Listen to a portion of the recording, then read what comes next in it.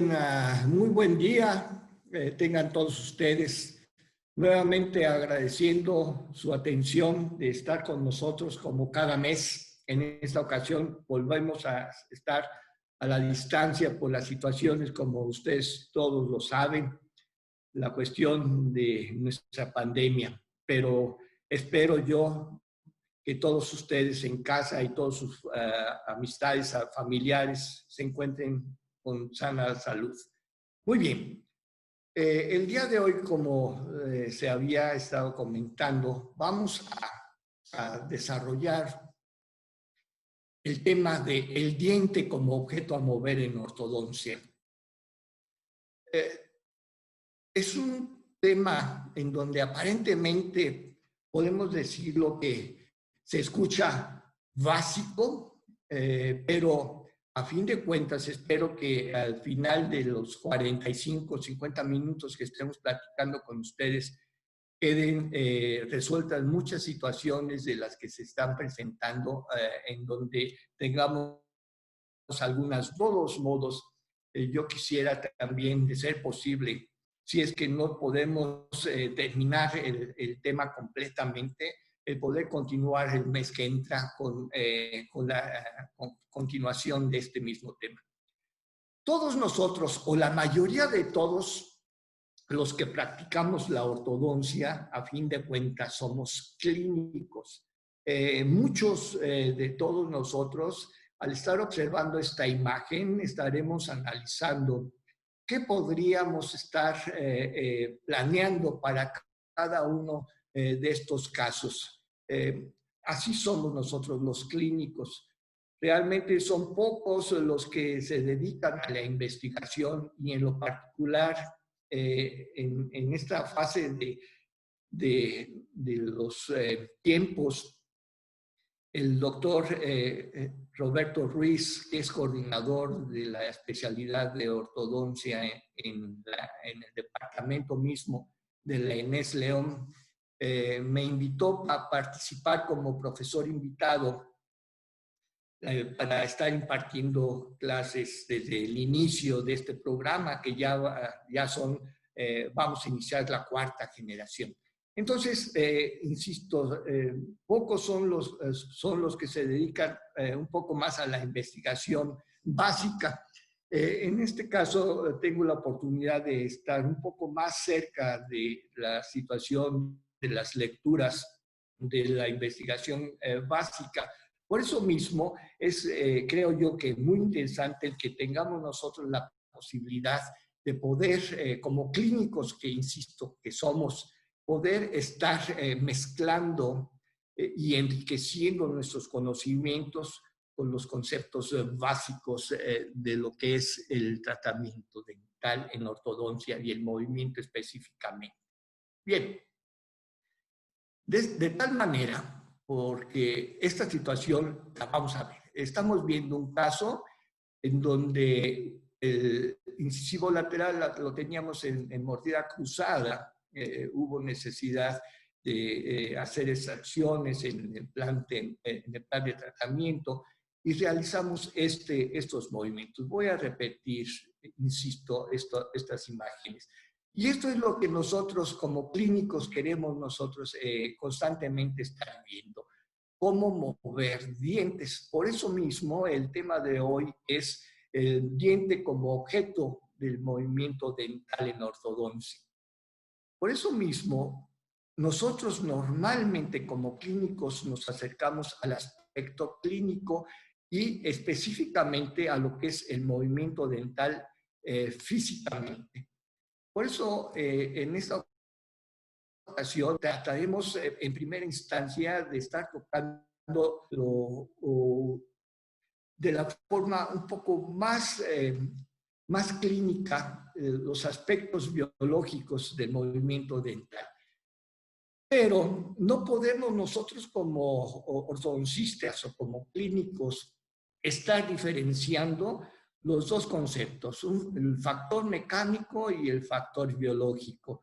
Como clínicos, insisto, estamos observando exclusivamente los factores mecánicos y estamos nosotros tratando de estar realizando las mejores aplicaciones en nuestros sistemas de fuerzas, pero en muchas ocasiones nos olvidamos del factor biológico. Es por eso que siento yo, debemos nosotros de tener un buen balance de lo que es el conocimiento de los elementos mecánicos y los sistemas distintos de fuerzas, más el factor biológico, que es lo que va a provocar, a fin de cuentas, el movimiento dental en ortodoncia. Por eso mismo estamos viendo que los factores mecánicos, a fin de cuentas, nosotros estamos considerando la fuerza lo que provoca el movimiento dental. Y entonces tenemos nosotros que estar soportando el conocimiento desde el punto de vista del punto de aplicación de la fuerza.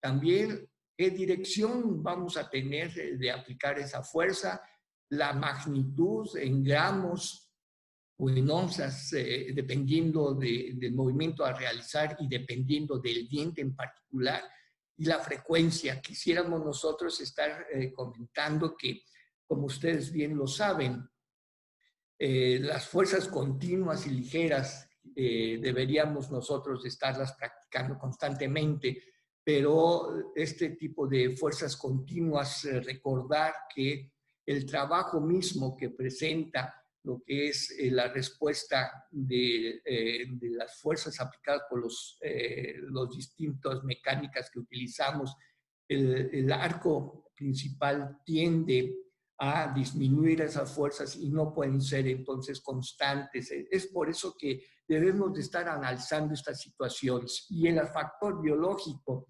es ver la capacidad de cada uno de nuestros pacientes para ver su reacción a la aplicación de las fuerzas para poder realizar nosotros los movimientos dentarios en particular, y además los mecanismos neuromusculares de reacción que van a presentar nuestros pacientes.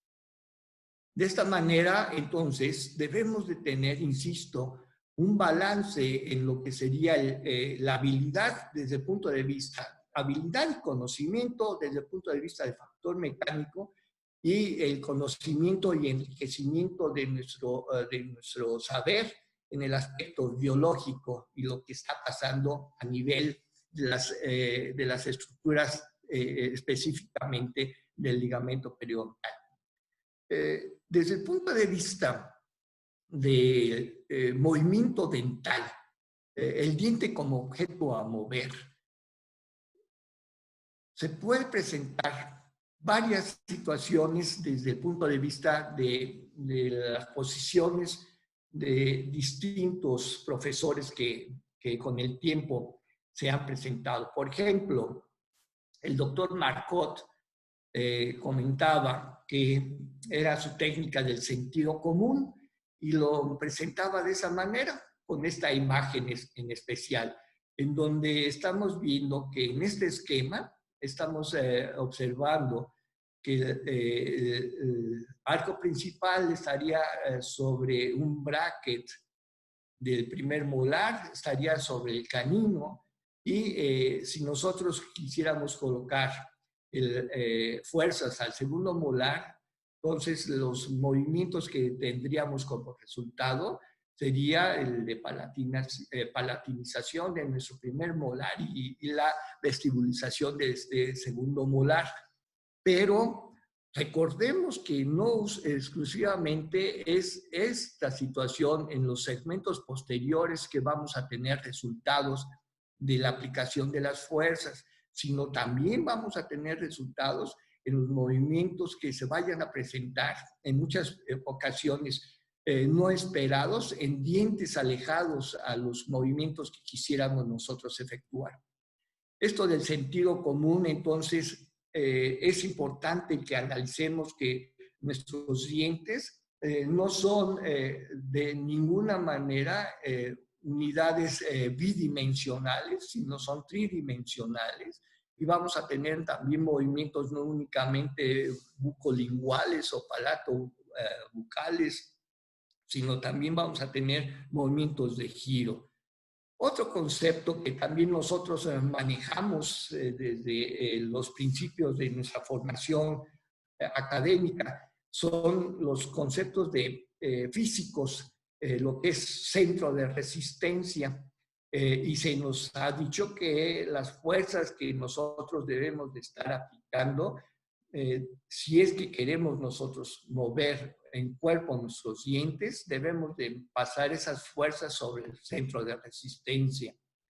Y si nosotros no podemos aplicar las fuerzas sobre el centro de resistencia y exclusivamente lo estamos aplicando a nivel de lo que sería el soporte de las fuerzas, que en este caso serían los brackets o los distintos aditamentos que tenemos para soportar el arco principal, únicamente tendremos entonces como respuesta al movimiento el movimiento de giro y no de traslación.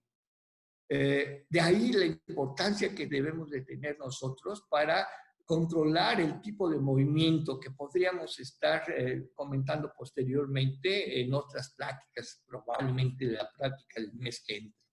Ahora bien, por eso mismo, decíamos hace unos momentos, nosotros debemos de tener un balance de lo que es el conocimiento de las fuerzas, que es un aspecto físico, y la respuesta del organismo, en este caso de cada uno de nuestros pacientes, al movimiento dentario.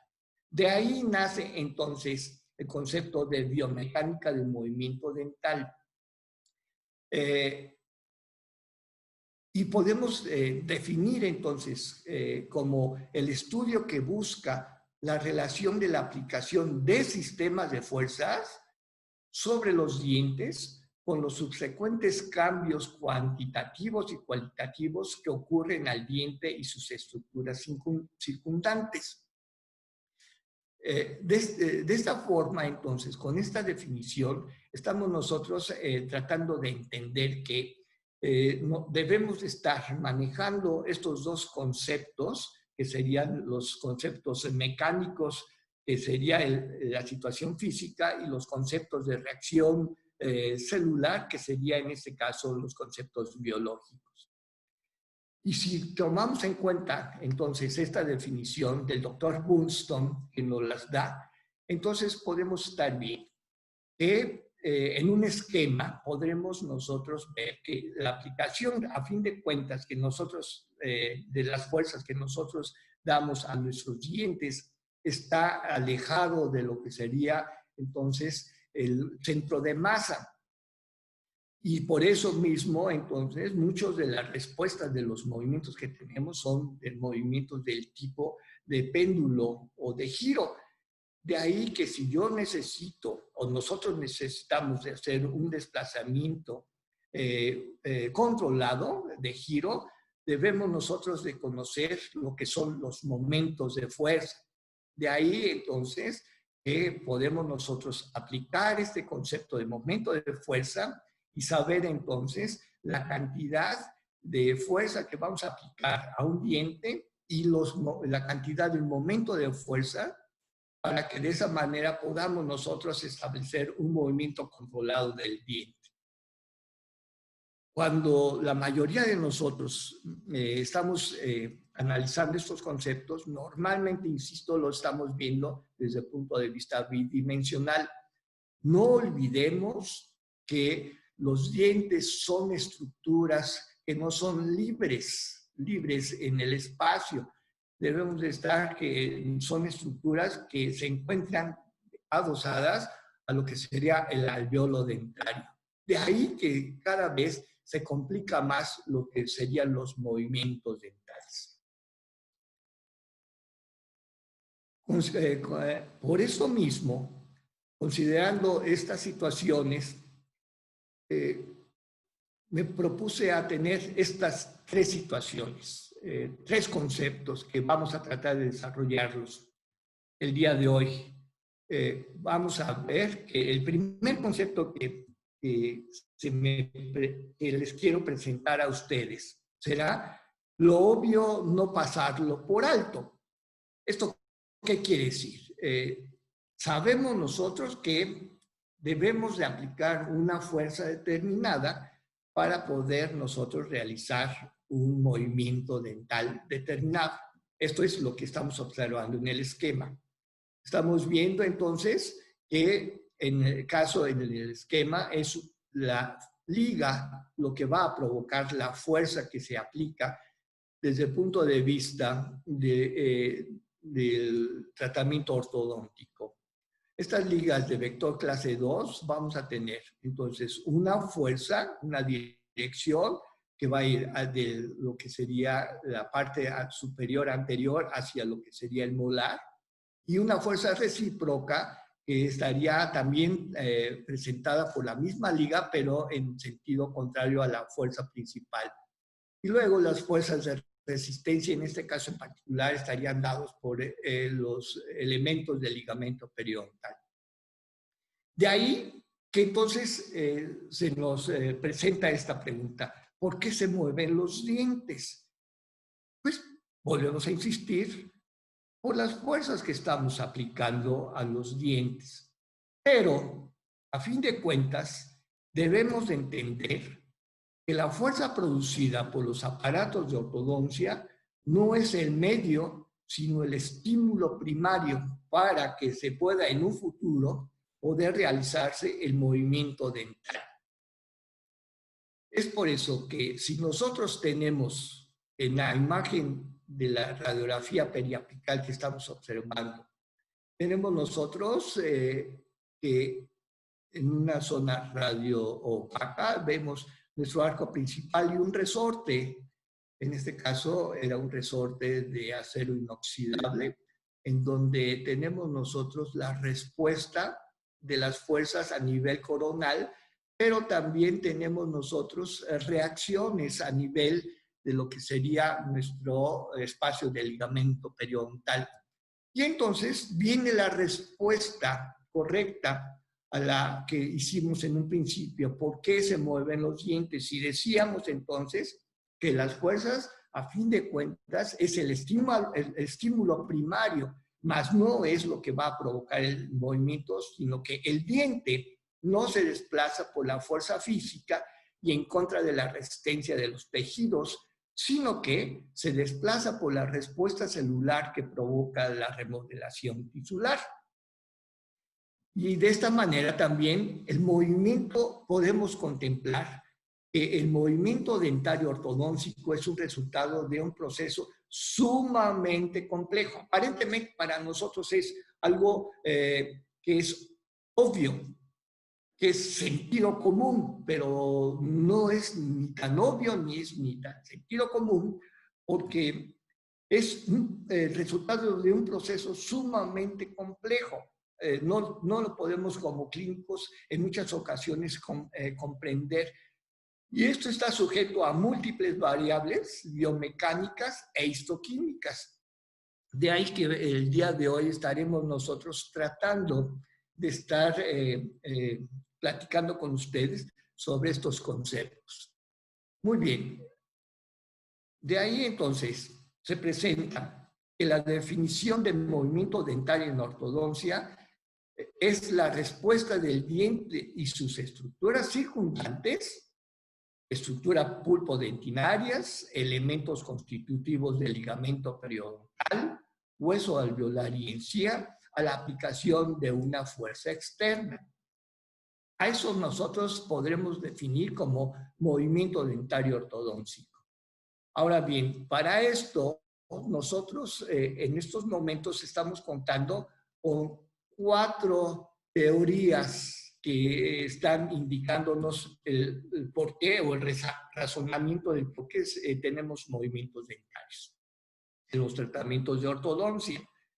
La primera de esas teorías son la teoría de presión-tensión, que es la que más conocemos o probablemente más hemos escuchado nosotros durante todo nuestro trayecto como practicantes de la ortodoncia. Y estos conceptos de presión-tensión, esta teoría, básicamente inicia hace aproximadamente un poquito más de un siglo. El siglo pasado estamos hablando de aproximadamente el año de 1908, 1910, en donde el doctor Sandstedt es el primero que empieza a comentar sobre las reacciones tisulares a las fuerzas que estaban aplicando ortodóncicamente. Únicamente que los estudios que realiza el doctor se ven limitados porque no los publica. A principios de los años 10 del siglo pasado, el doctor Oppenheim, que estuvo una temporada estudiando con el doctor Angler, que el doctor Oppenheim, a fin de cuentas, en ese momento era estólogo, empieza a observar de igual manera los cambios histológicos que presentaban los dientes por las aplicaciones de las fuerzas, y él es el primero que empieza a hablar sobre lo que es las zonas de presión y las zonas de tensión en las relaciones radiculares con situación, con sus procesos alveolares y todo contenido en el alveolo. De igual manera, también esta teoría de presión-tensión, el doctor Schwartz, en los primeros 25 años del siglo pasado, también sustenta. Después, el doctor Reitan, uno de los principales investigadores de las reacciones histológicas, comentaba que para él existían 3 fases en lo que sería la reacción de la teoría de la presión-tensión. La primera fase, él comentaba, era una reabsorción ósea del proceso alveolar directa o frontal. Es lo que se presentaba después de la aplicación de la fuerza ortodóncica hacia los dientes. Una segunda fase era aquella que llamó reabsorción indirecta o profunda, que es aquella que se va a presentar intraóseamente, intraalveolarmente, lo que va a provocar entonces es el aspecto necrótico, primeramente en lo que sería la superficie del proceso alveolar externo, y de esta manera entonces provocar un menor movimiento. De ahí que se explica en muchas de las otras teorías que en esta fase existe un periodo de tiempo sin movimiento dental. Y por último, una última fase que sería aposición ósea en el lado de tensión y resorción ósea en el lado de presión. Estos son básicamente los conceptos de lo que estamos hablando de la teoría de presión-tensión. Una segunda teoría es aquella que habla sobre la deformación ósea. Aquí se está presentando el doctor Baumritt en 1969, presenta su trabajo y a ello le llama la teoría de la deformación ósea, en donde decía el doctor que cuando se realizaba un movimiento en masa del diente, se presentaba una disminución en la velocidad del movimiento dental. Y esto era provocado porque la mayor superficie que se presente de contacto radicular con su proceso alveolar va a provocar entonces una ralentización del movimiento dentario. Tenemos entonces también que debido a estas situaciones, él observó también que en el momento de tener la nivelación de un apiñamiento anterior, era muy rápido, y él lo da a conocer porque en esa zona entonces tenemos una densidad y unas tablas externas menores,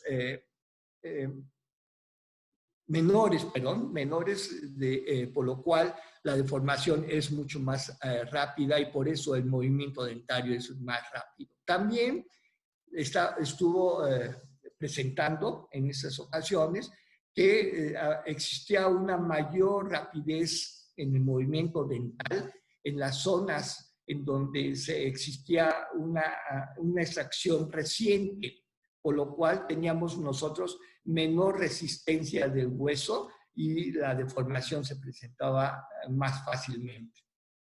De otra manera también veía que el movimiento dental en los niños era más rápido que en los adultos, y él lo daba porque, a entender porque el proceso de calcificación y formación ósea estaba más adelantada, se presentaba más calcificación en los adultos que en los niños, por lo cual se existía una mayor o fácilmente se podría deformar el hueso de lo que sería el alvéolo dentario. Una tercera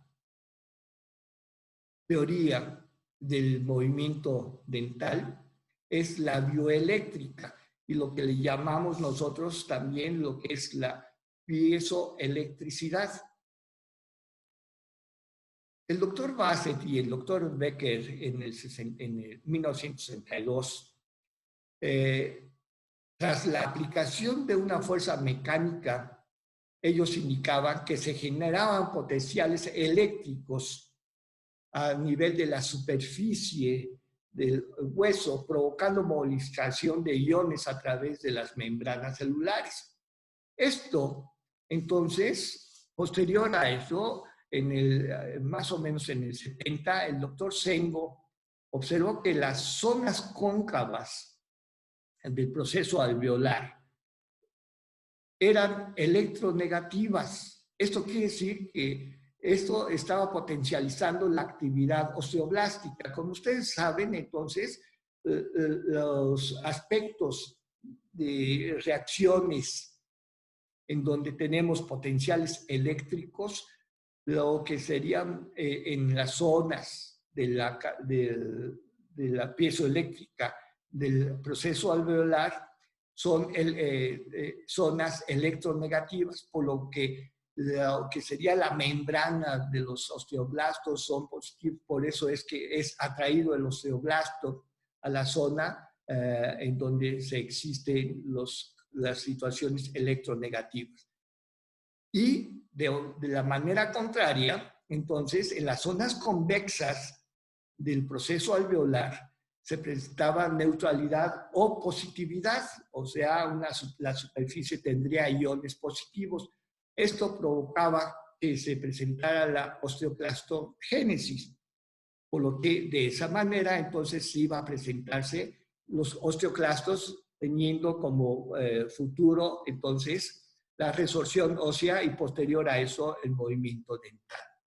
Y por último, la mecánica mecanobiológica, la teoría mecanobiológica. Esto, el doctor Davidovich en el 1991 decía que cuando se aplica una fuerza mecánica sobre un diente va a provocar que tanto las células como la matriz extracelular y los elementos del ligamento periodontal y el hueso alveolar respondan de una forma conjuntas, resultando la remodelación ósea. Durante las fases tempranas, o sea, al principio de la aplicación de una fuerza, los fluidos del ligamento periodontal se ven alterados, provocando distorsión celular, tanto insisto, de las células como de la matriz.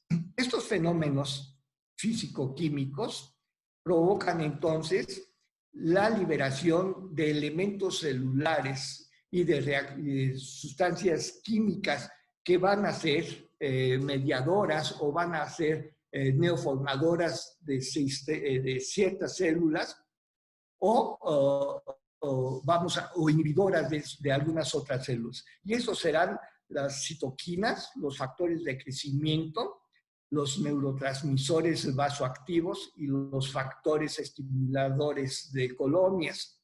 Esto es interesante porque vamos a estar viendo que pueden ser o células madres o fibroblastos osteoblastos que puedan convertirse en osteoclastos debido a estos factores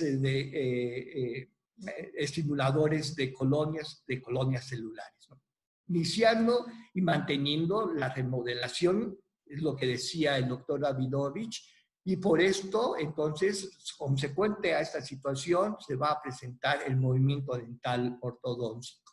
A esto, si nosotros estamos observando, no es, a fin de cuentas, la pura reacción de la aplicación de las fuerzas, insistimos, esto será el motivo por el cual tengamos nosotros la reacción de aspectos tanto físicos, químicos como biológicos, para poder entonces presentar en un futuro reacciones en los tejidos alveolares y poder presentar entonces resorciones y por ende el movimiento dental. Ahora bien, como en todo lo que es los conceptos de investigación científicos, entonces tenemos una verdad específica en un principio. A esto le llamamos paradigma.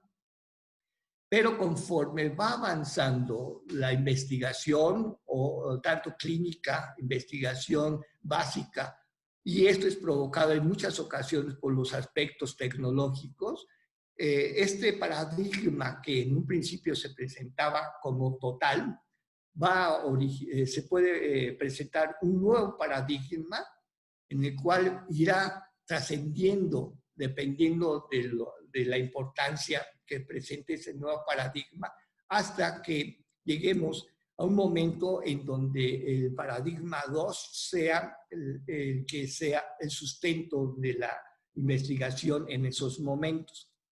Con esto es interesante estar comentando que no quiere decir que la verdad, o sea, en este caso, el paradigma 1 haya sido malo, ¿no?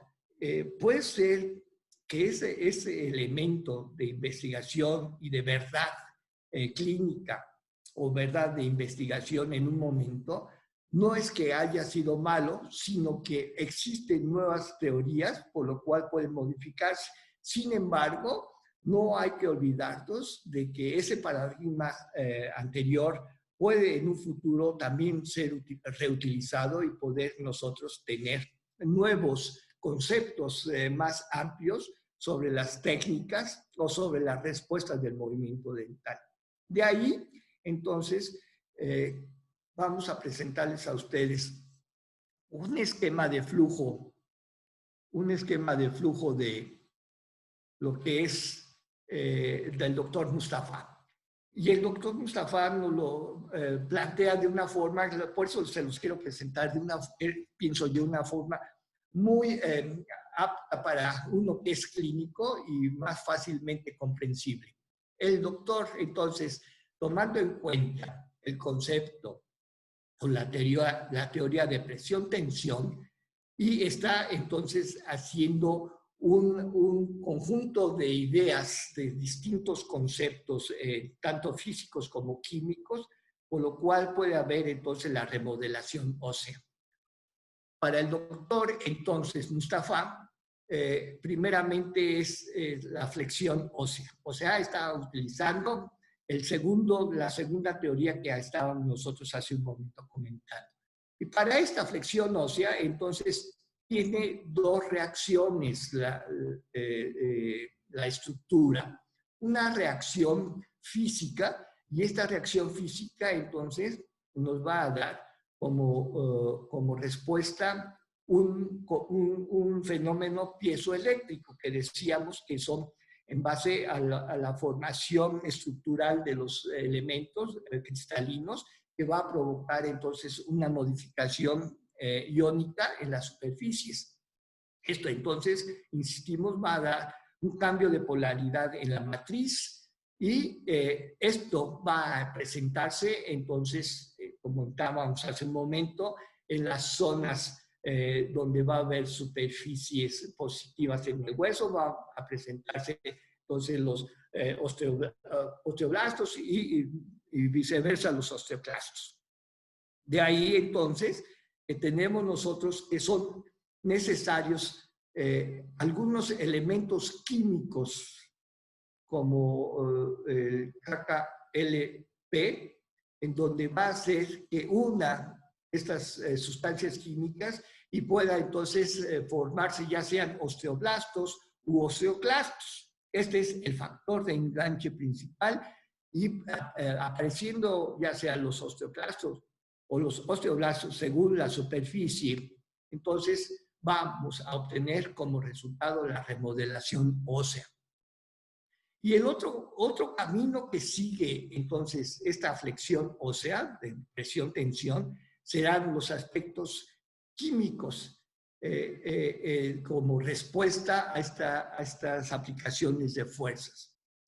Y como saben bien ustedes, va a haber presencia de prostaglandinas, en las zonas de inflamación se van a presentar las prostaglandinas, sobre todo la EPG2, y esto va a tener un efecto sobre las membranas de las células y que va a provocar entonces un aumento de los segundos mensajeros, el AMP cíclico y el GNMP cíclico, que son los segundos mensajeros que van a ir hacia el núcleo y va a haber entonces la diferenciación celular.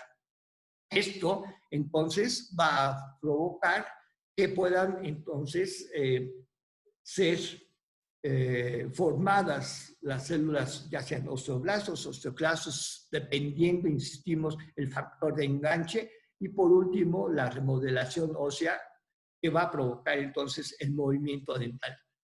Una segunda situación es cuando nosotros aplicamos fuerzas importantes, fuerzas grandes en nuestros tratamientos. Esto nos va a provocar lesión de tejido. Nos va a provocar entonces una éstasis o los vasos sanguíneos van a cerrarse, se van a obliterar, éstasis vascular, y esto entonces puede provocar en una situación un concepto en lo que es la flexión ósea, la situación de piezoelectricidad. Esto va entonces a provocar una zona de inflamación, de necrosis, y entonces va a haber invasión vascular y celular, linfocitos, monocitos y macrófagos, que en una segunda situación van a liberar enzimas hidrolíticas que van a dar la presencia de inducción de actividad de colagenasa, y que esto al final nos va a dar como resultado la remodelación ósea y el movimiento dental. De esta manera, entonces, insisto, creo que es un esquema de flujo bastante amplio de los conceptos generales que debemos de tener, y de esta forma también saber que todas las situaciones de complejidad que se presenta, solamente nosotros al aplicar una situación de fuerzas específicas a un diente. Una segunda situación de pensamiento me llegó, lo fácil, seguir haciendo lo fácil. Ese es el concepto. Y entonces, mis preguntas que me hacía o me hago es, ¿la técnica que llevo es la adecuada? Entonces aquí, como ustedes bien lo saben, tenemos la aparatología en el caso de brackets, que es Edgewise, o la BEG, que ya no existe en casi ya no existe en los aditamentos BEG, o los brackets de Yaravak, que también hace muchos años ya no existen. Pero son conceptos específicos que nosotros, dentro de los conceptos que desarrollaban estos doctores, tenemos nosotros como reacción movimientos mejor controlados. Posterior a esto, entonces vienen todos los preangulados y las prescripciones con promedio. Y es Roth, Ricketts, Andrews, Alexander, Lingual, MBT, Tipage, Woodstock, Crick, Raymond, H4, CCO, todas las técnicas que nosotros conocemos. Será que realmente no existe una técnica 100% que alguien la pueda llevar. es muy común que tengamos nosotros una modificación de las técnicas que nosotros estemos dirigiendo por la mecánica que cada uno de nosotros estamos aplicando a nuestros pacientes. Otra duda que se presenta en nosotros durante el tratamiento es, ¿no provoco muchos movimientos indeseables? Y entonces, en este caso, es un caso de mordida abierta, en donde se colocó la técnica de arco recto y se colocó entonces nuestro arco principal. ¿Y qué sucedió? Pues se nos empezó a abrir la relación anterior mucho más de la que se presentaba en un principio. Y posterior a eso, si nosotros no tenemos un buen control, tendremos como resultados entonces espaciamientos y mayor apertura de la dimensión vertical anterior, o terminar en estas situaciones. Por eso no nada más es el caso, son muchos los casos que podemos nosotros tener. Por eso viene esta nueva pregunta. No provoco muchos movimientos indeseables, y es recordar en cada uno de nuestros pacientes. Otra situación, pregunta que puede surgir, será que debemos nosotros enriquecer conocimientos y habilidades. ¿Esto qué quiere decir? Esto poder ser positivo desde el punto de vista de que si nosotros estamos acreditados ante alguna agrupación específica en donde esta misma agrupación también esté acreditada. Otra situación para poder enriquecer nuestros conocimientos y habilidades será la asistencia de cursos, diplomados, o en estas situaciones que ustedes están escuchando en estos momentos, los conceptos del movimiento dental, en mi parte. Y por último, será una lectura de revistas actualizadas, indexadas, para poder entonces, insisto, ampliar mucho más nuestro paraguas de información que tenemos y dar como resultados un mejor tratamiento. Y por último, mi pregunta sería que debemos en ocasiones detenernos en el camino para poder analizar los resultados de nuestra técnica, o en especial, en general nuestra técnica, o en particular algunos resultados específicos de nuestros pacientes. En este caso es un caso en donde llegó con nosotros a la clínica y nos informaban que ya tenía él más o menos como 2 años y medio de tratamiento, pero el último año, año y medio más o menos, se había presentado esta mordida abierta y él ya estaba definitivamente cansado por el tratamiento, por la falta de respuesta al tratamiento mismo. Y de ahí, entonces, es muy bueno para todos nosotros el que de repente, si nosotros estamos viendo que no está resultando un tratamiento, poder detenernos, y esto es básico, específico. Debemos nosotros de tener un protocolo para cada tratamiento. Por eso, debo detenerme si yo tengo mi protocolo y determino cuánto tiempo voy a tener para esa situación, para poder ubicar si es un movimiento de nivelación, ya sea de desapiñar, de expansión, de distalización. Más o menos yo debo de tener un control en tiempos. Eso me va a permitir, entonces, al no tener un buen resultado al final de esta situación, poder detenerme, insisto, y observar por qué no he tenido los resultados que yo he pensado que debería tener en el paciente en especial en ese momento, ¿verdad? Muy bien. De ahí viene entonces este razonamiento. Por mucho tiempo, la investigación se basó en la respuesta histológica provocada por los métodos ortodónticos en uso. ¿Se acuerdan de que estábamos viendo las 4 teorías distintas y las respuestas que se tenían? Muy bien. En la actualidad, se debería de revertir este método. Es decir, no dar nada por sentado, sino construir o modificar los aparatos de acuerdo con los principios revelados por los resultados de las investigaciones histológicas y biomecánicas. Este concepto lo está dando el doctor Karen Reitan, volvemos a decir lo mismo. Es uno de los, insisto, que fue de los principales investigadores de reacciones histológicas. De ahí nace entonces conceptos nuevos que pueden ser los que es de pensar las nuevas técnicas que podemos nosotros tener en los momentos actuales o en un futuro ya se están presentando. Y esto es lo difícil, hacerlo fácil. Y entonces, una de estas situaciones, la pregunta será aplicar otras alternativas a nuestra técnica en especial.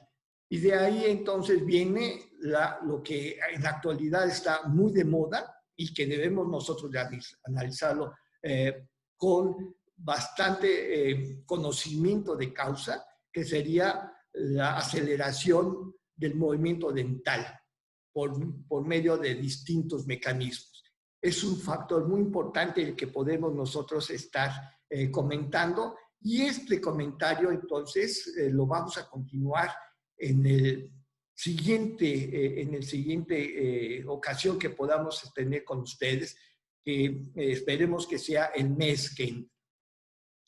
Nuevamente, agradecerles a ustedes la oportunidad de que me hayan hecho pertenecer parte de estos tiempos a sus conocimientos, y únicamente es agradecerles, insisto, estos momentos que estuve con ustedes, y esperando tenerlos nuevamente con ustedes para poder comentar las técnicas que existen de aceleración dental por medio de tratamiento ortodóntico.